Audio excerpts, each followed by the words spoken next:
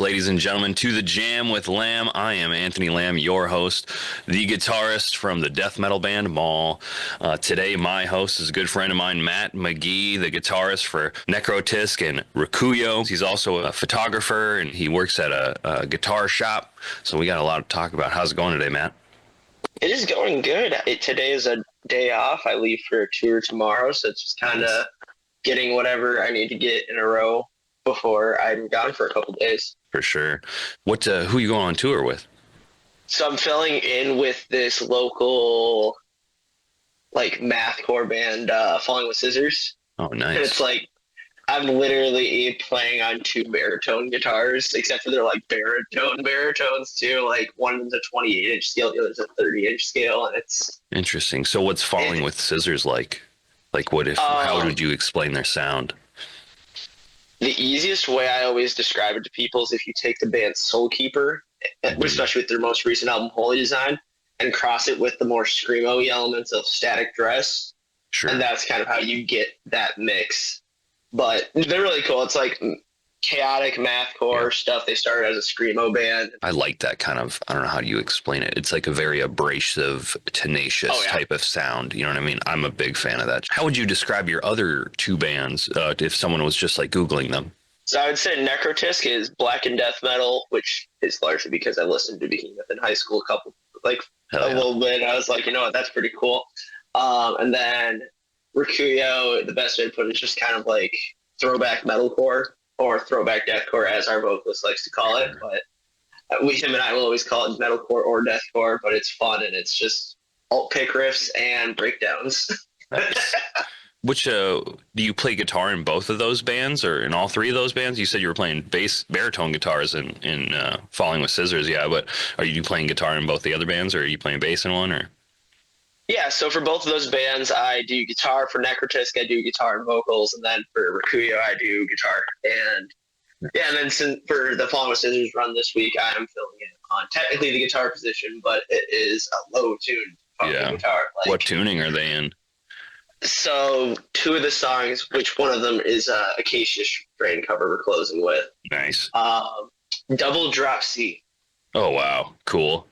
Very cool. And then the rest of the songs are in this modified C sharp tuning where it's C sharp, F sharp, C sharp, F sharp, B, D sharp. Interesting. So what was your first guitar? My first guitar was technically this Amazon Strat thing. Nice. But I don't have that anymore, so I would technically I didn't really learn much on that one. So my first actual guitar would probably be. What did it look like? Was it just kind of black and white, or what kind of Strat did it look like? It was a no pickguard, all blue Strat. Sure. And had your token headstock that looks like they just kind of took a scissors and went cut. That's a headstock shape. It played all right. I almost bought a guitar from Amazon actually, just for a Christmas present for a homie, you know what I mean? Because I feel I don't know, especially with Amazon and Temu, there is a new opportunity for people. There's affordable shitty guitars, you know what I mean? And it's not you need a super good guitar to start out with. I started with a pretty garbage acoustic, but it's it gets the job done. Some of those cheap guitars aren't bad, you know? Oh, trust me, I've seen a couple that have come through the shop, and I'm that's actually not that bad. Yeah. That's pretty cool. I mean, when they're brand new, they're going to last for a couple of years, especially if you're not fucking playing the shit out of it. Anyways, I kind of would destroy one of those guitars pretty quick, I feel but I say, do you know how much that Amazon guitar costs by chance? I want to say that was one of the $70 kit guitars where it came with one of those super tiny 2-watt amps that don't sound great regardless of what you do. I love those little dirt amps, dude. They're your Marshall clip-on belt lamp. I'm gonna write a whole grind album with that thing one day, dude. Just the HM2 in my little pocket amp, that true black metal sound. Anyways, that's so funny. What are you using now for a guitar? All right, so for Nekrotisk, I've been primarily using, well, just starting this year, I picked up Edwards Explorer, which is just their ESP's Japanese like subsidiary. Mm-hmm. And it's like actually shaped like a traditional Gibson Explorer, like the MX250. Yep. I actually was looking at that same guitar recently. I love that guitar. I love it. Yeah. I love mine. It plays so good. So it's that. And then lately it's been this Dunable RD that I have. It's just one of the production import lines, but it plays great. And then for Rakuyo, it's been this Blackheart Gibson style Flying V and my Indonesian made Ormsby with the Evertune. Nice. I actually just pulled the trigger on Flying V, so we'll see if I hate it. It should be here, like it said, by 2:30, so we'll see. But it's pretty snowy out there right now. How's it in your neck of the woods? Is it pretty gross, or? Thankfully, we just had like it's level of snowfall this morning, but then it like chilled out already. I went outside and I was just like, oh my God, I can't see anything. It was just bright because of like the fresh snow. Dude, like sometimes the Pursuit dudes will post an update and I just see what you guys got. And I'm like, no, that isn't even close to we got like 3 inches. And you guys are like, we're snowed in. I have built my life to be able to bunker down for a long time, you know. I only go outside when I kind of need to. I don't blame you. I mean, I got dogs, so I go outside every day. But what's your favorite Metallica album? Metallica album? Is that what you said? Yeah. So this might be a controversial take. But for me, because I got into them, you know, when I was like 13, 14, which would be, you know, in the early 2010s. So not when, you know, they were in their like first 5 album prime.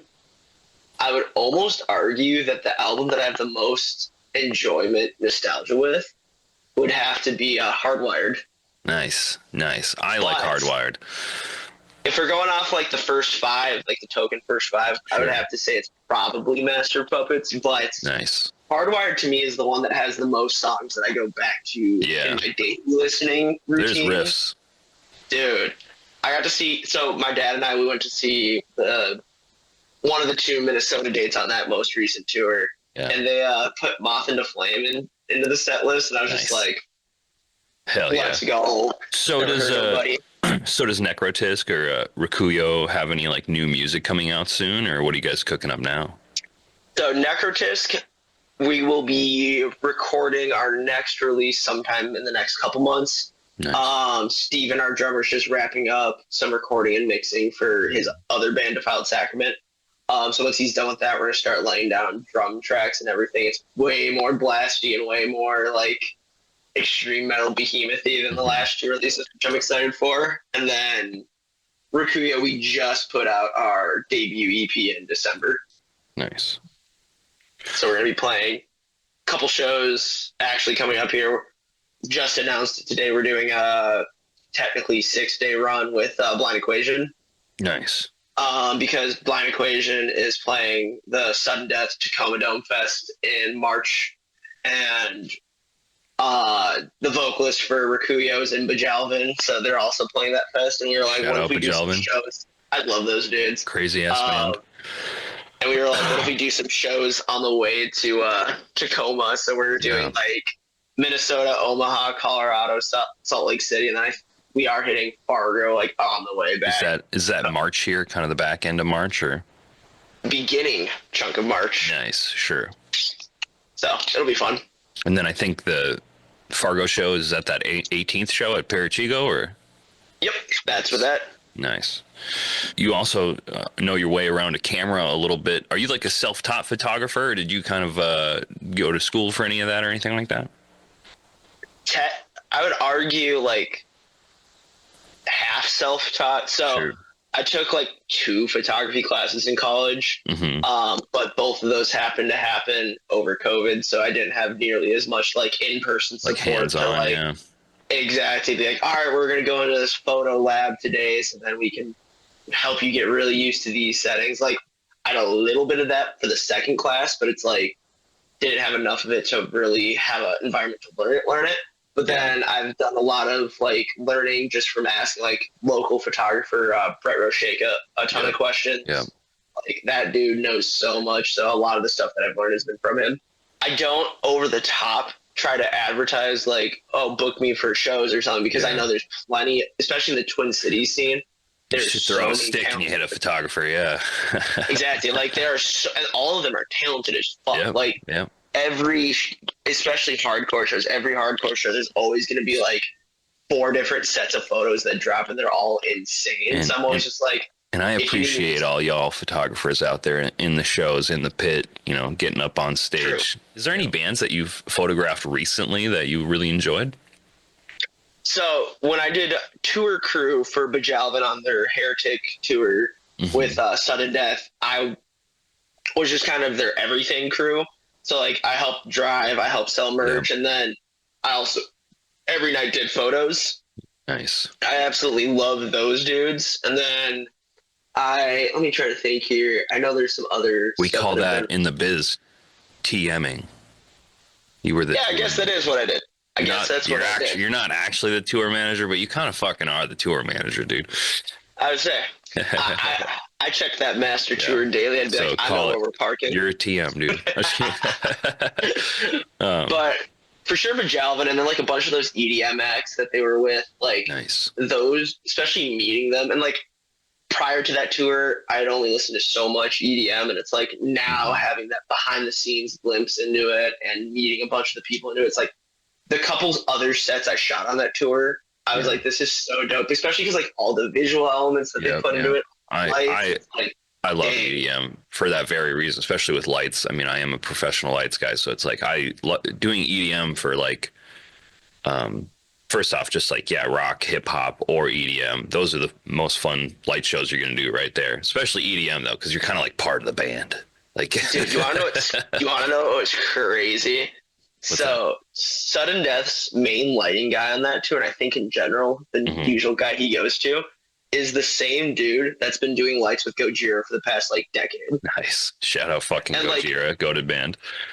Watching Pete do his shit, it was so cool. He'd just be sitting there behind his desk. He'd have all of his like stuff mapped out, his presets he liked. And he literally, since EDM, even though there is, you know, a level of track playback, watching them line up the songs in real time, it's like, no, there's still a level of unpredictability. Bro, and this dude would just be sitting there like, and like matching the stuff just fine. You literally vibe it. I do the same, dude, and it's like, I don't know. One thing I love about being good at my job, I'm not like the greatest fucking person to ever be a sound engineer, lights guy, but it's like I'm pretty darn good at it. And that's one thing I love is like when I do it and then someone else tries to do it and then they're like, what the fuck, how are you doing this? And I'm like, bro, it takes time, you know what I mean? It takes a lot of YouTube videos and a lot of time. No, for real. Like for 100%. real. Who was the first person you ever saw play guitar? Like whether it was at a house or a concert or it doesn't matter, like your Uncle Bobby. So first person you remember. Absolute first person. I think it would have been my distant cousin. And I was briefly in a band with him. But like we were 10, so band in air quotes. He did a lot of cool stuff with that band later. And it was super cool. And that's what led me to meet the dude that would eventually form Agony. So that was super sick. But I think it was my distant cousin. Yeah. And I think because it was the whole like you're hanging out with friends when you're young and they're like, you want to play in a band? And I'm like, I don't know how to play an instrument. They're like, all right, here's a bass. I'm like, oh, okay. Hell yeah. So it was sick. Shout out Ian. That dude's awesome. So I think it would probably be him. Where was your first show? Like in general for you personally? Okay. Are you asking first show that I've seen or first show that I played? Your first show you played. So I can like, I look back on it, it's kind of funny to think about, but the first show that I played, I filled in with this metalcore band on bass. In hindsight, they didn't have any learning materials. I literally went to their bassist's house and he showed me stuff in like 5 minutes and then just kind of disappeared. Yeah. And so I had like nothing to go off of other than kind of remembering the songs. So I played a set at Amsterdam Bar and Hall at like 16 years old. My dad had to drive me to the dude's house to learn the stuff, had to drive me home after. And like we played that, and then like a month later, Agony played its first show at some random like repurposed church in Hastings, Minnesota. Nice. So those are my two first show experiences. First one, I was like, I don't know what's going on. Second one, I had a little bit more idea what was going on, but it was still like, oh God, now. So who's going on tour? Rakuyo or Nekrotisk? Rakuyo is going on tour beginning of March. We're working on it, finalizing some dates, but I think it should be happening. But Nekrotisk should be going on like a small couple-day tour at the end of that month, but I'm still waiting to hear back from a couple people for that. For sure. But yeah, Rakuyo's for sure going on tour. Exactly. Rakuyo's for sure going on tour because all those shows are booked. Shout out learning how to do that and learning how to get a hold of promoters. Yeah. So we talked about your first show you played. What is the first show you saw, like the first metal show? This is by far my ultimate flex as a metal dude. My first show, the opener was Carcass. Oh, that's crazy. Holy fuck. Second band was Testament. Headliner was Slayer. Wow, dude. I've seen Slayer a couple times. That was my first metal show. And then the next night I saw the Megadeth tour that had Havoc, Children of Bodom, and Suicidal Tendencies. Wow. So you saw Megadeth? Yes. Have you seen Metallica live? Twice. Who would you say is better live? Megadeth or Metallica? Honestly, at this point, even with like all this token like kind of the same? Lars jokes, I would say Metallica is way more entertaining live. Is the best way to put it. Because like show. Well, because like the first time I saw Megadeth, I was thoroughly happy about it. Was very excited about it. And then they had a couple lineup shifts before the second time I saw them, which was like a couple years ago. But like they pretty much played the exact same set, but it almost felt like with less energy than the first time I saw them. Yeah. And I was just like, man. I'm not like a Megadeth hater by any means. I just don't really know that much about their discography like I do Metallica. I get you. I'm in the same boat where it's like at this point with the big four, I primarily listen to either Metallica or Slayer. There's a ton of cool stuff from Anthrax and Megadeth. I'm very happy to have been able to see all of the big four, but it's just like Metallica and Slayer, whether it's older cuts, current cuts, it's like those are the two bands that I'm like, those feel the most fun to listen to. I honestly, and I might get a lot of hate for this, but I've literally only listened to maybe like a handful of Anthrax songs in general. And I mean like 2 or 3. I just never really got into Anthrax. That's like definitely a band I'm going to like just delve into one day. But it's like, it's funny though, because I get a lot of people that are like, oh, like a Cessation Embrace, for example. Someone literally fucking riff checked me on that. Like the first riff of Cessation Embrace sounds fucking like 90% like an Anthrax riff. It's slightly different, but it's like, yeah, some other, like literally right after a show, a dude comes up and he's like, you big Anthrax fan? And I'm like, nah. Like, no. But he was like, well, this riff sounds just like that. And I'm like, there's only so many riffs, brother. I don't know what to fucking tell you. You know what I mean? I don't like hold up the Shazam on every fucking riff I write, you know what I mean?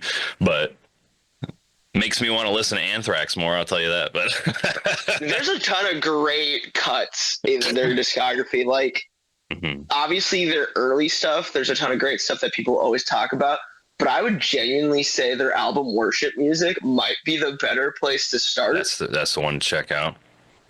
I would say if you're going to start with an introduction to them, start there. If you look up any like what Anthrax song should I check, it's all going to be primarily their like their 80s through 90s stuff. Yeah. But it's like Worship Music to me was my introduction, but it has a lot of stuff that leads into a lot of their mid era and then their current era stuff. And there's also so much DNA that goes back to that 80s and 90s material. So it's just kind of like, I think that's a great place to start. So then you can see what they can do right now. And then you're like, well, now I got to go see where they came from. And are you one of those people that it's like, is it like natural for you? Can you just like, do you hear it as you're writing a riff, like the vocal, or do you kind of like write the vocals after the fact? Or 95% of the time, it'll be like whether it's while the song is being written or immediately after hearing back what I've written so far. it's pretty quick for me to pick up like an initial vocal pattern that I'm thinking of, and then depending on the song or the context, I'll take a little bit more time with it to like either change it up and not follow my instinct, or to like try to flesh it out more so I'm not unintentionally doing something that's kind of repetitive compared to other vocal cadences that I've done before. But like the last two Agony songs, like those are ones that we spent a lot of time pre-proing and like being like, all right, what can we do that's going to be different intentionally? And then Necro, since it's just like blast beat heavy, I'm like, all right, this part's going to justify just being fucking syncopated and fast with it. Just go with the drums like da da da da da da da da. Yeah.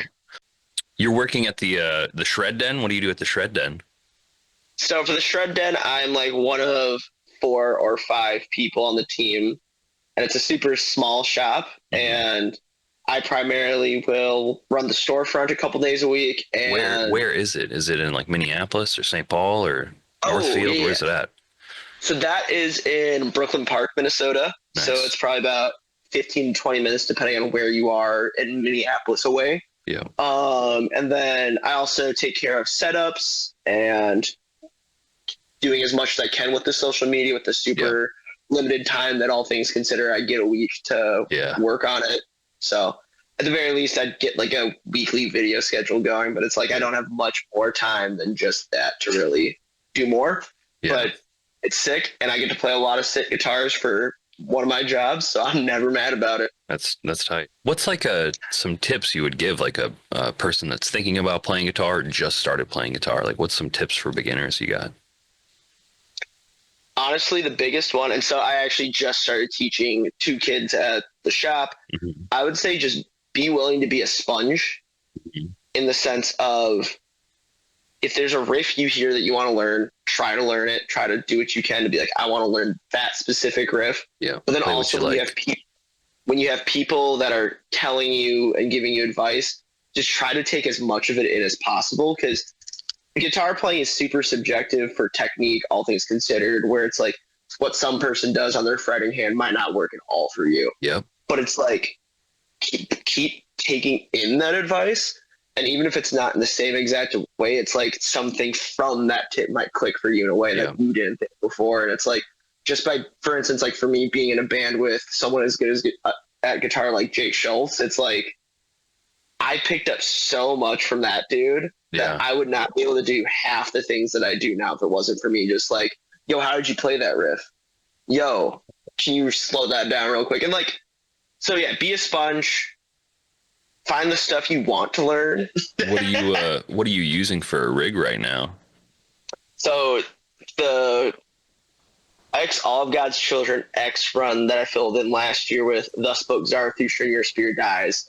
At the very end of it, Keegan from Your Spirit Dies was like, I have a 6505 that I'm not using. And he's like, it might need some work. If I can get my brother to bring it to the North Carolina or South Carolina show, do you want to pick it up? I'm like, brother, yes. Yeah. So I'm now rocking a 6505 with fresh preamp tubes. Nice. Before that, I was running a Crate solid state head, but I love that thing still. So yeah, you still have the Crate solid state? Fuck yeah, I do. Yeah. Might look into running a double amp rig for Necro.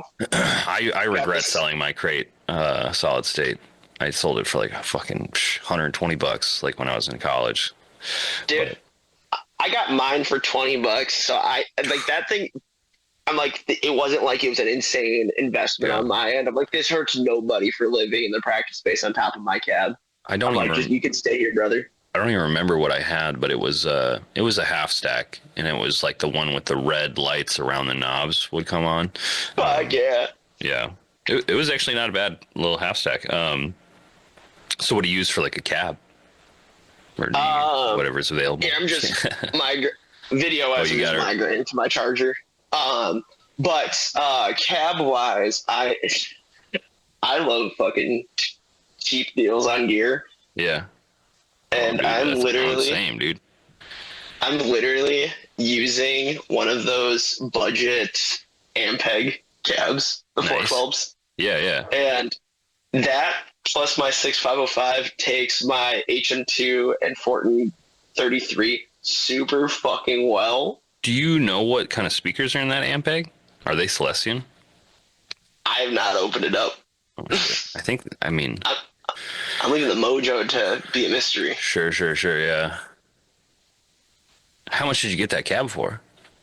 $75. Fuck, that's nice. My tour rig for the longest time was $100. Nice. This is the thing, man. It's like, sometimes there are bands, especially like that come through the Sanctuary, the venue I do sound at. Like, you'd be surprised at like certain budget gear that dudes use. You know what I mean? Dude, and there's different reasons for it. Sometimes it's like you're getting mic'd up, reamped sometimes anyway, like things, you know what I mean? So it's like, especially when you're playing like super big venues with super nice fucking systems, a lot of people are like, sound good regardless. A lot of people are DIing. Yeah, you know what I mean? So it's like, they're really just, yeah, I don't know. That's one thing I've definitely been like the last year, just been kind of like rethinking my own approach at things and like guitars, you know what I mean? Like I've been looking for like a good $300 guitar that I can bring on tour, but I just haven't found one yet I like trust. Dude, get one of those affordable, I know they're out there. Les Paul Studios, dude. Yeah, that's kind of what I was looking at. What's like the weirdest place you've ever played? Oh God, let me think here. I know there's a good answer. Like maybe a show that made you like feel a little unsafe, or just it smelled like piss. The weirdest one, and I'm not like, it's not going to be one that I'm going to throw anyone under the bus for, because they were all trying their best. It was like a last minute DIY show at a medical marijuana dispensary in Oklahoma City. No, not Oklahoma City. Tulsa. Sure. And there was no PA. You're not wrong. The headliner brought their own PA. Yep. And somehow the employee that was supposed to stay late so then that could happen forgot about it. So then we had to start the show 2 hours early. And it was like the dustiest medical marijuana dispensary I've ever seen. Yeah. And like, it was such a what the hell just happened show, but it was still cool because, like I said, I'll give them all credit for trying to make it happen still. But there's that, and then God, I know there's. Oh, and then I've played in Moscow, Idaho, the literal 4-H club room. Nice. And that was funny. Pretty funny. Yo, shut up, like 4-H literally, club. The guy who booked it was like, we just need to take down all the paintings and whatnot before the show starts, because they will be mad if any of the paintings get fucked up. But we're about to pull the plug on the podcast, guys. Before we pull the plug, Matt, is there anything you would like to plug? All right, so I guess just to be responsible, I'm in 2 bands, Rakuyo. We are at Rakuyo 2008 on Instagram. Then I'm also in Nekrotisk. Both bands are going to be doing more stuff this year. And shout out to the Shred Den. If you ever need a BC Rich or a pointy guitar, just swing into the Shred Den in Brooklyn Park, Minnesota. I'll take care of you. Hell yeah. And I'm just excited. This year's looking like it's going to be fun, and I don't know. I'm excited. I'm excited to see that the Maul boys are doing plenty of sick things this year too. Yeah. If people are trying to listen to Nekrotisk online, how can they find you? So all bands that I'm in, we have stuff up on Bandcamp, Apple Music, Spotify. Nice. Just so it's very easy and convenient to find it. Nice. Awesome. Well, thanks for taking some time to join, talk with me today, bud. It was great seeing you. Great learning a little bit about great learning a little bit about your history in metal. I love that. Yeah. You're definitely one of my favorite dudes to like keep an eye on, and I think we're right back at you guys. You got a very long and healthy career ahead of you, so I can't wait to see you on the road, brother. Yeah. All right. Well, until next time, brother. See you soon.